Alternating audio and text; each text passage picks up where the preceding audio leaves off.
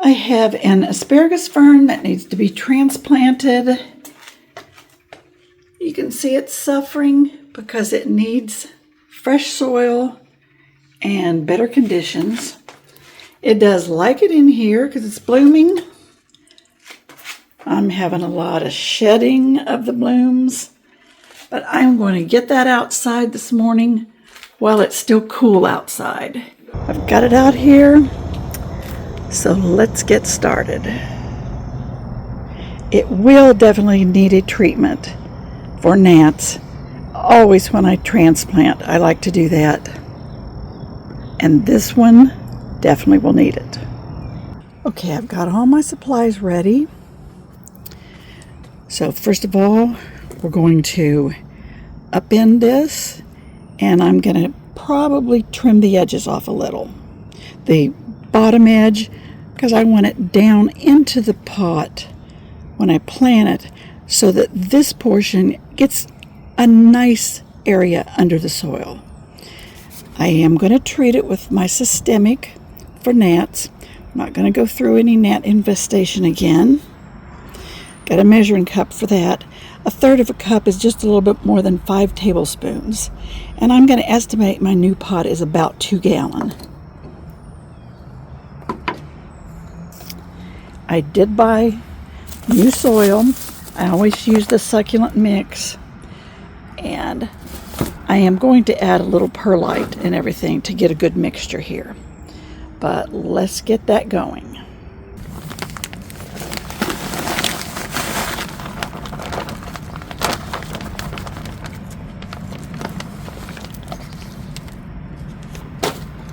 Okay, there's my soil. She looks pretty good. I can't see any infestation in my soil. I tried to be very careful and get a sealed bag. But I'm going to assume it's going to take about, you see, it was per gallon. 2 gallons is 1/3 of a cup. I'm going to see a 2 gallon for me. Whoops, a little more. It may be a little more than a 2 gallon. But let's get that all mixed up in here.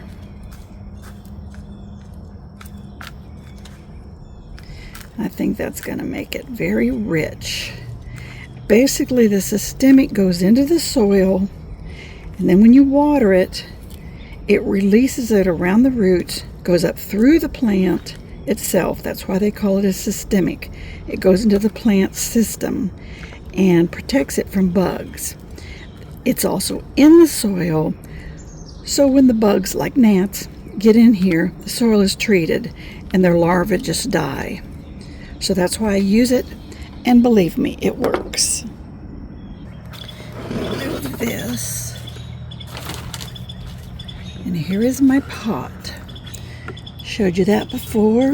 I ordered that. It's because it's a little bit bigger, about 2 inches on each side, and slightly shallower. That's why I'm going to worry about putting it on the bottom. So anyway, or trimming off the bottom, I should say. So this is what we're going to look like. And paper towel to cover up the holes so the soil won't fall out. But now let's get the plant removed.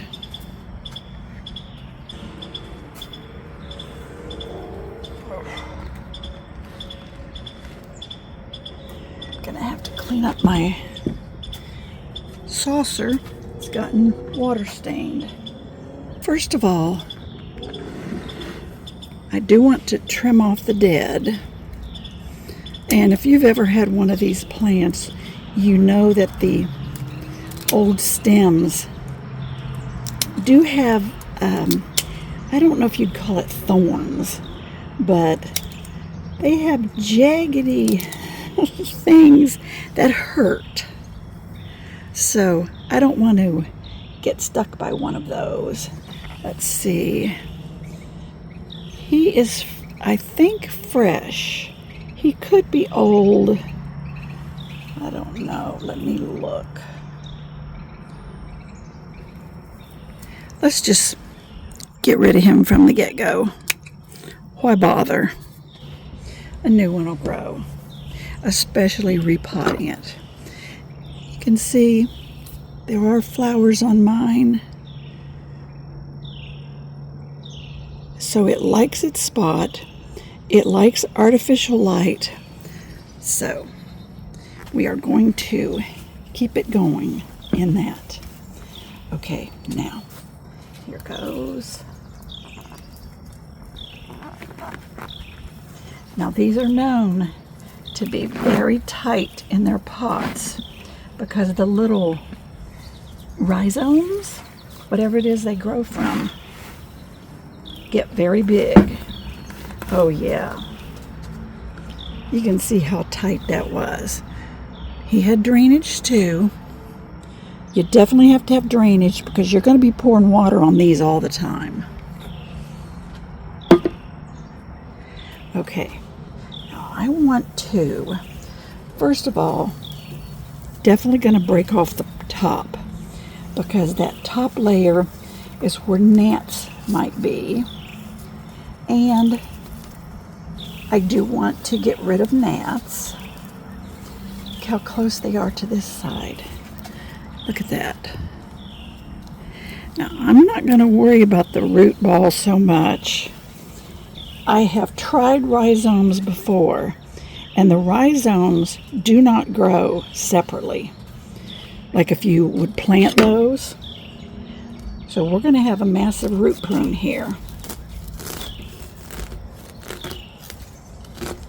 Sorry, this is probably making the camera shake.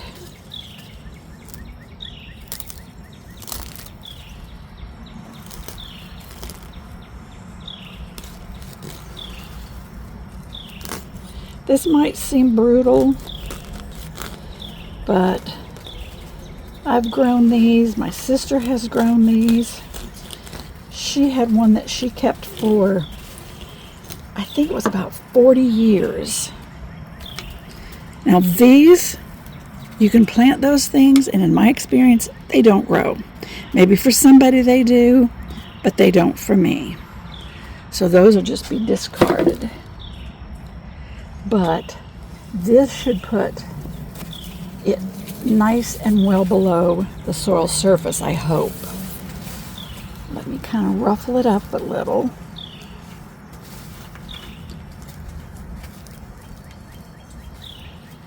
I don't see any bug problem or anything bad going on over here. It looks pretty good. Those look a little dry, maybe because they've gotten close to the surface, but it can just make new ones.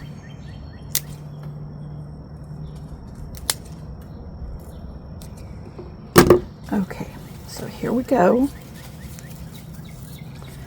What that looks like. See another brown branch. We want rid of him. Okay, now let's get the new pot up here.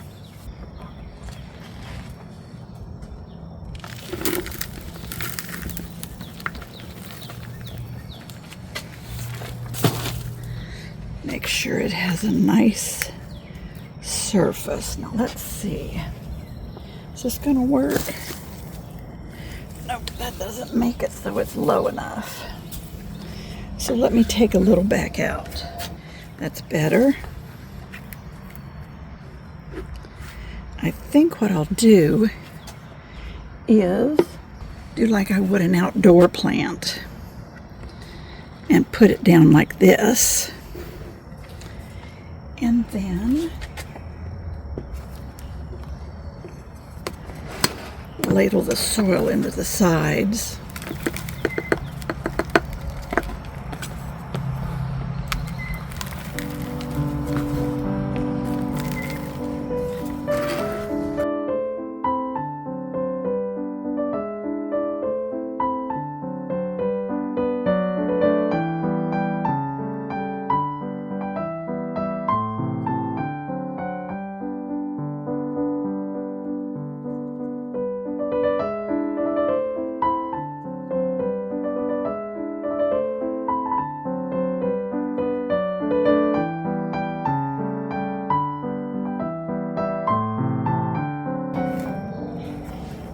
might work.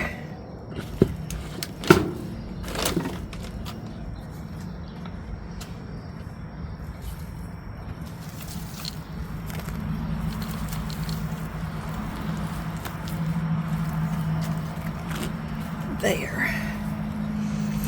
It still is higher than what I wanted in the pot.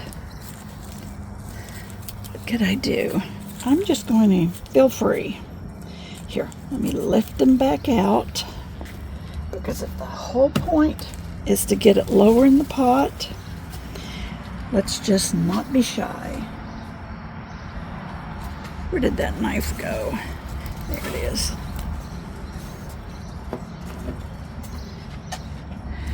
Yep, let's just not be shy.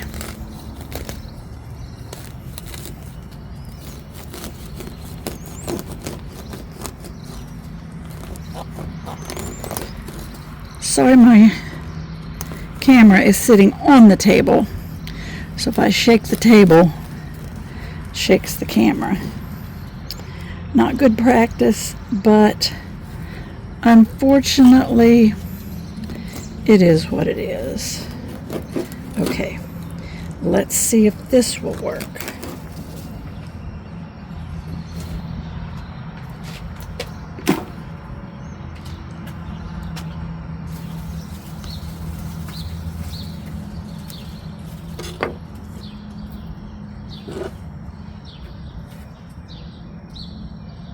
Get some of this that fell down.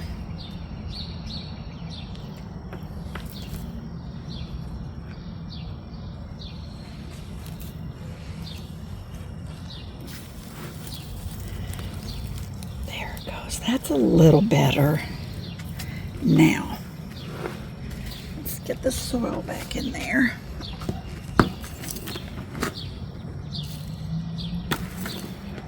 We'll just fill it up all the way around. It may settle a bit, and then I can get it a little more on the top once the fluffed up soil settles. That's covering it a little better.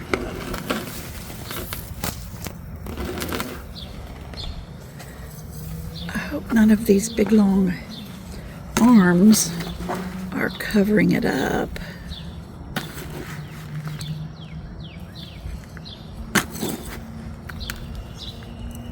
There.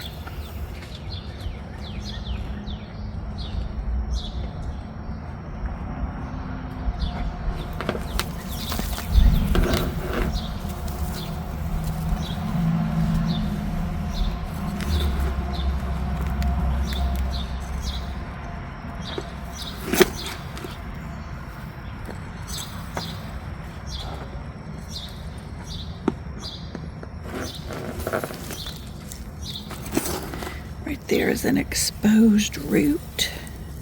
I hope this is showing through the camera.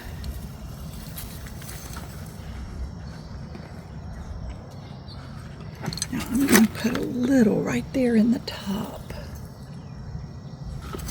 so that can be rinsed down through. There. Now,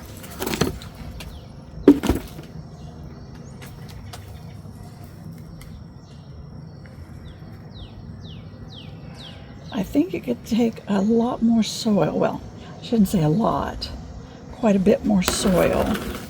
Maybe a little bit on this spot. And I am going to sprinkle just a bit more of this for the soil that we're not able to squeeze in.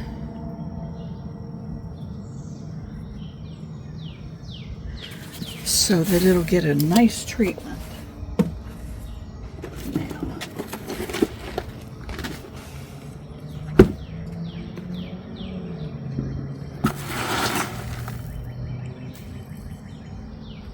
There, I think that got it. Got a little bit of a sink right there. Now, I think that feels good.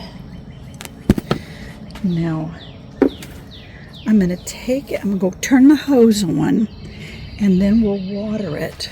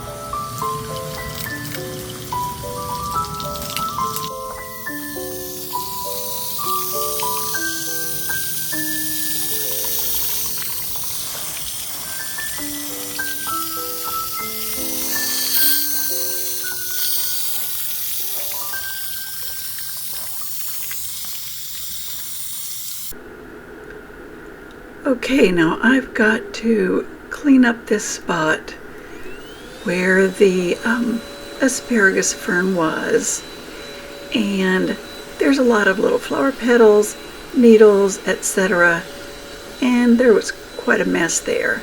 So I got that all cleaned up, ready for the new pot to be carried in. It ended up being a lot more heavy than I thought it would be, and I guess that's because I watered it quite thoroughly. There were probably, I don't know, 2 gallons of water in there, 16 pounds of water, so it was a little bit heavy to carry inside.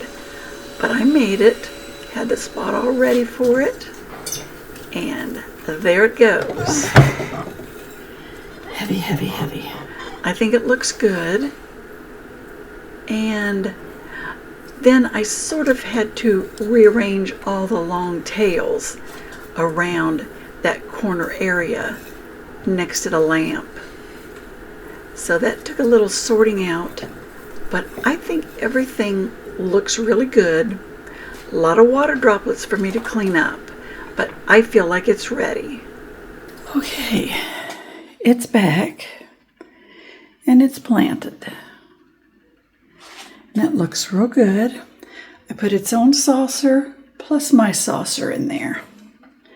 Now, I've got to clean up water droplets again and then put the black vase back. But I think it's going to look good. It's definitely something you have to tackle in the summertime and not wait for winter, because I don't have a place indoors that I could do this, at least where I'm willing to do this. But that's all we need. I have my grow light. These do perfectly for my plants. I'll put a link underneath. I get those from Amazon, and they work wonderfully for my plants.